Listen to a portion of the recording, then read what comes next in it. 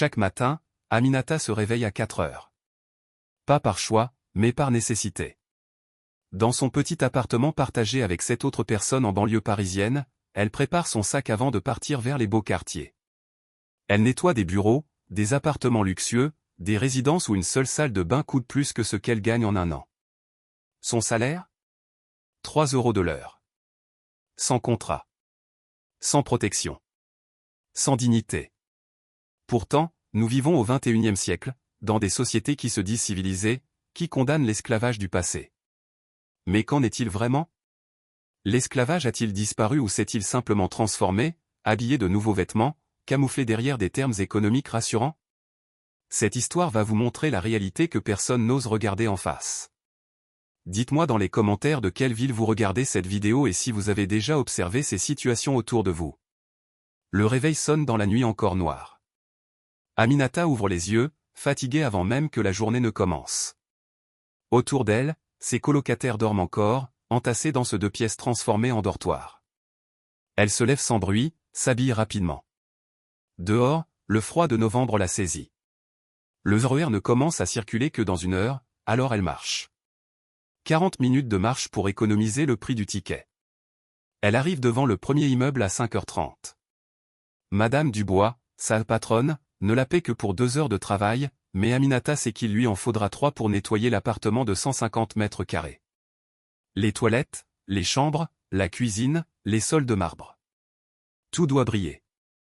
Si un seul détail déplaît, elle sera remplacée dès demain. Il y a une file d'attente de femmes comme elle, prêtes à accepter n'importe quelle condition. À 8 heures, elle court vers son 2e emploi. Un bureau dans le 8e arrondissement. Là, elle est payée 4 € de l'heure, un luxe presque. Mais le contrat stipule 20 heures par semaine alors qu'elle en travaille 35. Son responsable le sait. Il ferme les yeux. Elle n'ose pas protester. Pas de papier en règle signifie pas de droit. Dans les étages supérieurs de ce même immeuble, Marcus prépare une présentation pour le conseil d'administration. Il est consultant en optimisation des coûts. Son travail consiste à trouver des moyens de réduire les dépenses de grandes entreprises.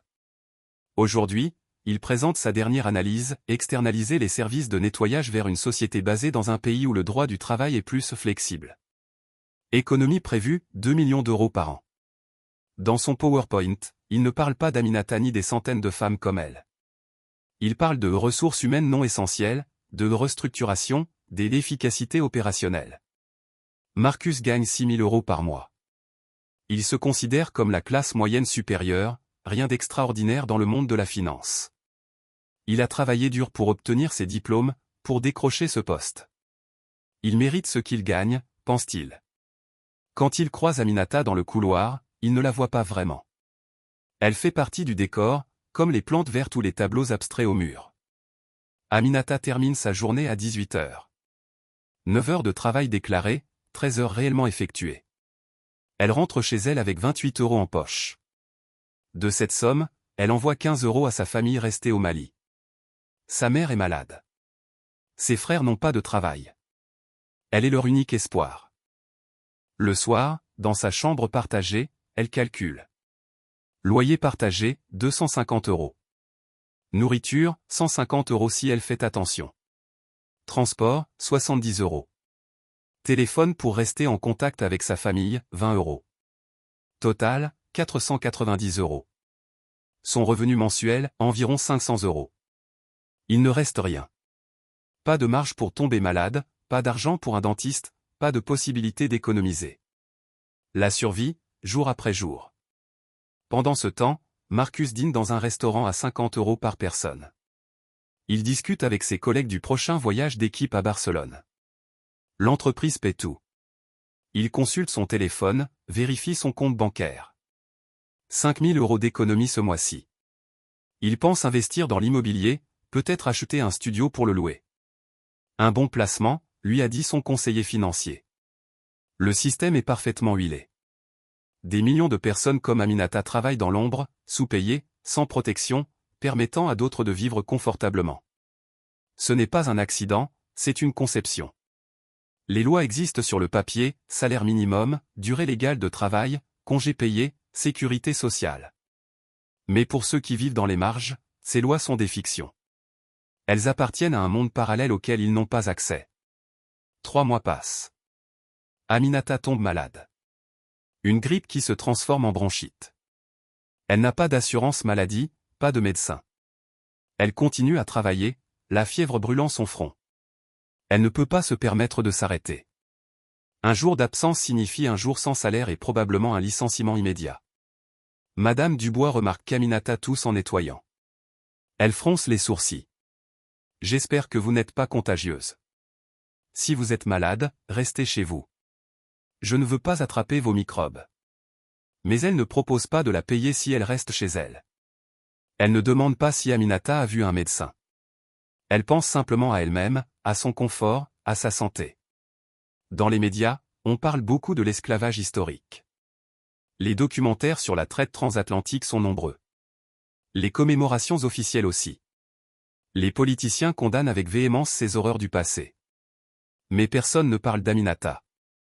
Personne ne mentionne les millions de travailleurs invisibles qui font tourner les économies modernes. Parce que reconnaître leur existence signifierait reconnaître notre complicité. Marcus regarde justement un de ces documentaires un soir. Il est indigné par la cruauté des propriétaires d'esclaves. Comment pouvait-on traiter des êtres humains ainsi? C'est incompréhensible.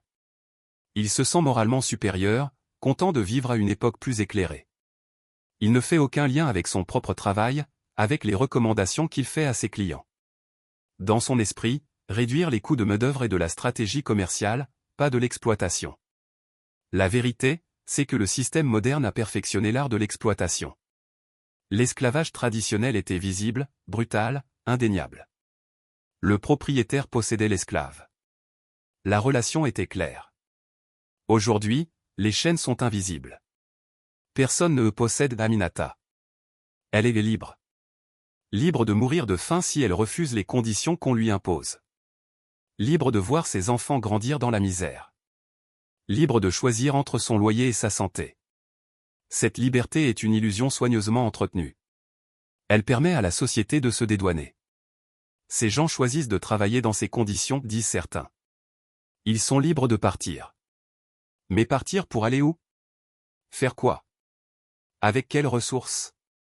Quand toutes les portes sont fermées, le choix n'existe pas vraiment. Les entreprises ont appris à se protéger juridiquement. Elles sous-traitent, externalisent, créent des chaînes d'approvisionnement si complexes qu'il devient impossible de retracer la responsabilité. Marcus conseille d'ailleurs cette stratégie. Si vous employez directement les gens, vous avez des obligations.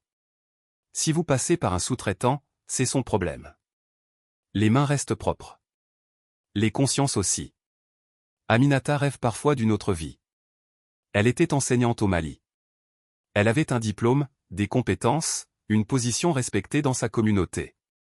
Puis la guerre, la pauvreté, le désespoir l'ont poussée à partir.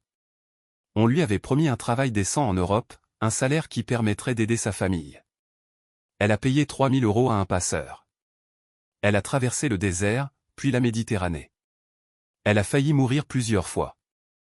Tout ça pour nettoyer des toilettes à 3 € de l'heure. Elle n'est pas la seule. Dans les cuisines des restaurants chics, dans les entrepôts de logistique, dans les champs agricoles, dans les ateliers de confection, des millions de personnes vivent la même réalité. Ils sont les rouages invisibles d'une machine qui nie leur humanité tout en dépendant de leur travail. Le salaire qu'ils reçoivent est calculé au plus juste. Juste assez pour survivre, pas assez pour s'échapper. C'est le principe même de l'esclavage moderne, maintenir les gens dans un état de dépendance permanente. Ils ne peuvent ni avancer ni reculer. Ils sont piégés dans un présent éternel de labeur et de précarité. Certains appellent ça le capitalisme. D'autres parlent de mondialisation. Quelques-uns utilisent des termes comme flexibilité du marché du travail. Mais derrière tous ces mots se cache une réalité simple, un système qui enrichit quelques-uns en appauvrissant beaucoup d'autres. Un système qui a besoin de cette armée de travailleurs exploitables pour fonctionner. Marcus reçoit une prime de fin d'année, 15 000 €. Il est content. Il a bien travaillé. Ses recommandations ont permis à ses clients d'économiser des millions. Il ne sait pas que chaque euro économisé représente des heures de travail non payées, des droits bafoués, des vies brisées. Il ne veut pas savoir. Aminata reçoit un bonus aussi, 50 € et une boîte de chocolat de la part de Madame Dubois. pour vous remercier de votre excellent travail cette année. Aminata sourit poliment. Elle revendra les chocolats. Elle a besoin d'argent, pas de sucreries. La société moderne a trouvé le moyen parfait de perpétuer l'esclavage tout en le condamnant officiellement. Elle a créé une classe de personnes dont le travail est indispensable mais dont l'existence est niée. Ils sont là sans être là. Ils travaillent mais ne comptent pas. Ils produisent la richesse mais n'en reçoivent que les miettes. Et le plus terrible, c'est que ce système se maintient grâce à la participation passive de millions de personnes. Chaque fois que nous achetons un produit bon marché sans nous demander comment c'est possible, nous participons.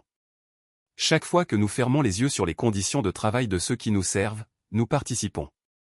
Chaque fois que nous votons pour des politiques qui favorisent les profits plutôt que les personnes, nous participons. Aminata regarde par la fenêtre du RER qui la ramène chez elle. Elle voit les lumières de la ville. Elle pense à ses enfants restés au Mali, qu'elle n'a pas vus depuis 3 ans. Elle pense à tous ses sacrifices. Pourquoi? Pour survivre un jour de plus dans ce système qui la broie lentement. Elle n'a pas de grands mots pour décrire sa situation. Elle n'utilise pas le terme esclavage moderne. Mais elle sait ce qu'elle vit. Elle le sent dans son corps épuisé, dans son compte en banque vide, dans son avenir qui ressemble à son présent qui ressemblait à son passé. Une boucle sans fin. La question n'est pas de savoir si l'esclavage existe encore. Il existe, différent en forme mais identique en essence. La question est de savoir combien de temps nous continuerons à prétendre ne pas le voir, à nous raconter des histoires rassurantes sur nos sociétés civilisées. Combien de temps avant que nous admettions que notre confort repose sur la souffrance organisée de millions d'Aminata à travers le monde? Marcus dort bien cette nuit-là. Aminata aussi finit par s'endormir, trop épuisée pour l'insomnie. Demain sera un autre jour identique. Le système continuera de tourner, rémunérant généreusement ceux qui l'entretiennent et exploitant ceux qui le font fonctionner. C'est ainsi que la société moderne rémunère l'esclavage, en l'appelant autrement.